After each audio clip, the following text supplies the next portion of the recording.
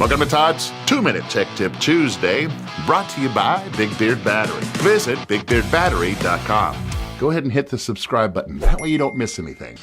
Hey, if you have a full Victron system that's complete with a Victron solar controller and an inverter, and you have a Cerbo, you might want to consider turning on what's called DVCC. Now, DVCC stands for Distributed Voltage Current Control.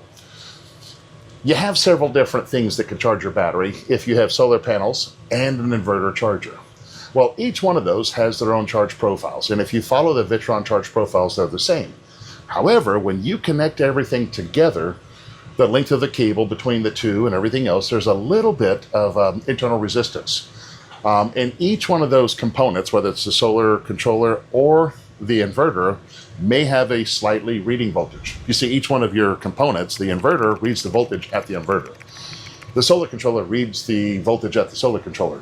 It may set up a situation where one of the inverters may be in bulk while the solar controller is in absorption. And if you look at it, it may cause some confusion.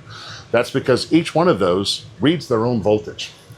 DVCC, if you have a shunt as well, uses the shunt as the active voltage check, right? So it becomes the sole basis that says this is the voltage, and it directs both the solar controller and the inverters to use that voltage. So if your inverters are in bulk, then your solar controller should be in bulk, and so on. So DVCC in your system, you'd go over to settings, and depending on your UI, you would find where you would have DVCC. On this one, it's under System Setup.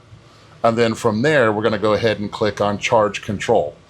Under Charge Control, you can turn on the DVCC. Now from there, you have some options. You'll have the SVS, which is just the shared voltage sense. In other words, use the shunt as the shared voltage.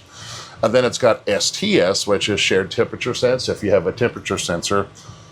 You can also turn on the shared current if you wish. So that way, everything goes through the shunt and says the shunt now becomes the brain, and it is now the active participant telling both the inverter and the solar controller to turn on. So that way you never have some type of fluctuation, some type of difference between what the state of charge or what the charge rate is, say from the inverter's bulk, whereas maybe the solar controllers are in absorption. So DVCC, right, distributed voltage shared current control. So distributed voltage current control, turn that on.